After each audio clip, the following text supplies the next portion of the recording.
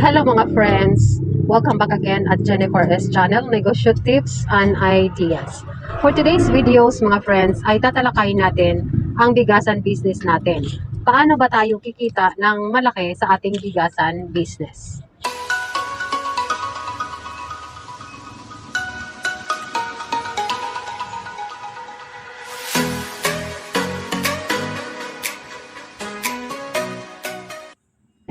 So hello mga kasari, hello mga kaibigan ko dyan dito sa YT. Ayan, may love shoutout po sa ating lahat. So for today's video, gusto kong i-share sa inyo ang aking bigasan business. So paano ba tayo kikita dito sa ating bigasan? Ayan.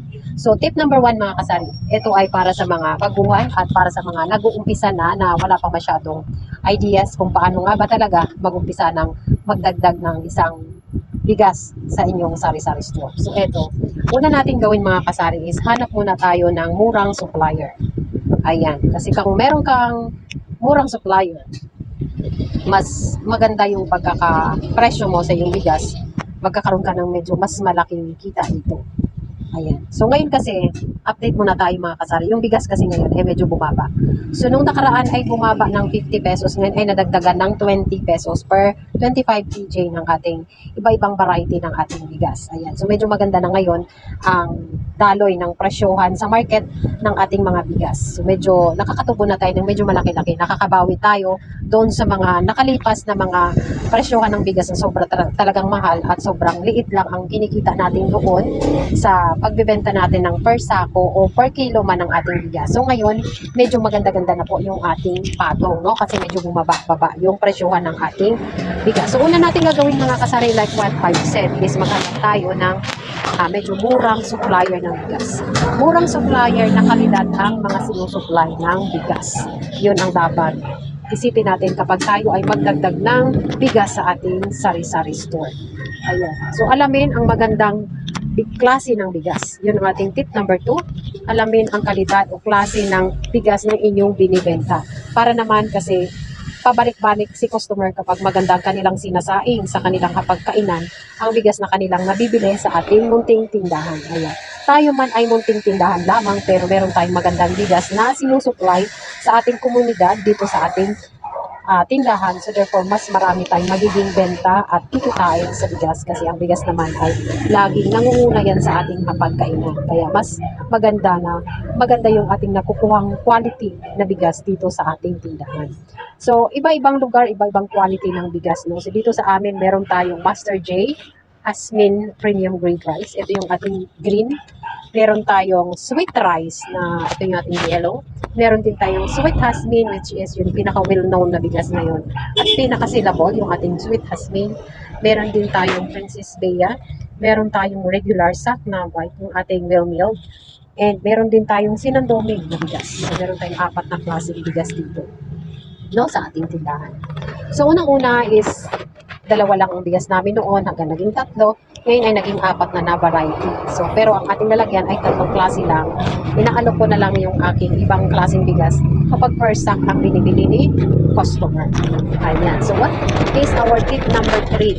Ang tip number 3 natin ay magbenta ka per sako kagaya ng 25 kilos. Ayan, magbenta ka ng 25 kilos sa iyong sari-sari store.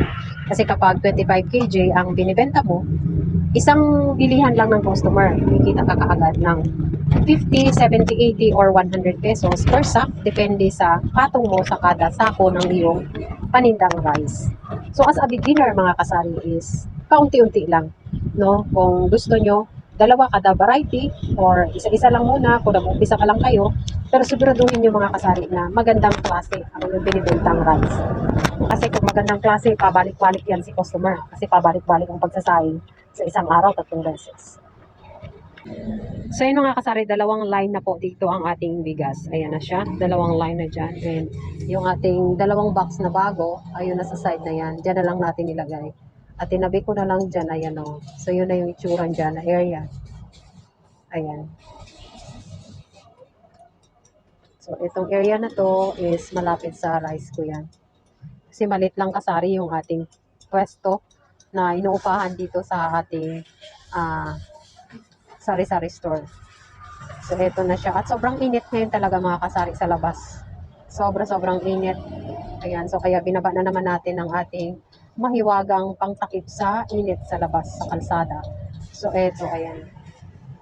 Yan yung itsura kapag sobrang init dito. Binaba muna natin yung ating pilon sa labas. And eto na yon. So, eto mga kasari so far, kitang-kita na yung ating mga noodles dyan, mga kanton, mga paninda natin na nasa glass. So, nabibentahan na yan sila lahat dyan. Dahil open na nga. Kasi nga yung ating kesame ay tinanggal na natin yung mga kape. So, hindi na masyadong mahaba yung mga nakalawid-lawid dyan. Puro na lang sila mga chichirias. Ayan. Mga chichirias ang nasa ibabaw. Ayan, mga chichirias na lang nilagay ko dyan. Para yung mga nandito sa mga side na yan is talagang makikita na ni customer yung kung anong mga paninda ko.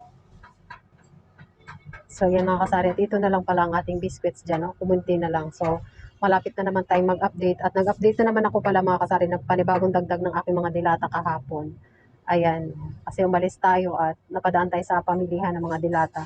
So, nag-update ako dyan ng mga ibang mga dilata. And ito na lang pala mga kasari yung ating tinapay. Kahapon ko lang binili yan, pero ito na lang yung ating pandesal at yung ating sliced bread. So, yun lang aking update ngayon mga kasari. Sobrang init talaga ngayong araw, no? So, ingat kayo dyan and drink lots of water. Huwag kalimutan mga kasari. Yun ang ating, pag tayo yung nagkakaedad na, kailangan talaga uminom ng mas maraming tubig araw-araw, lalo na mainit ang panahon. So, yun na lang guys ang aking update tungkol dito sa aking tindahan. Maraming salamat po sa inyo lahat. At kung gusto niyo ng mga bigasan, ayan, so yun yung tip ko. 3 tip lang naman yun, 3 tips.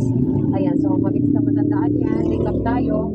Kailangan makahanap ng magandang supplier. Number 2, dapat di kalidad ang binibenta nating bigas. At number 3 is kung mas maaari lang, kung medyo malaki-laki ng inyong puhunan, magbenta tayo ng per sako. Kasi sa per sako, mas mabilis ang kitaan dahil isang bilihan na ng customer, makakakuha na kagad tayo ng kita. So, yun lang guys. At wala na hindi na masyadong hassle kasi hindi ka na magkilo-kilo doon.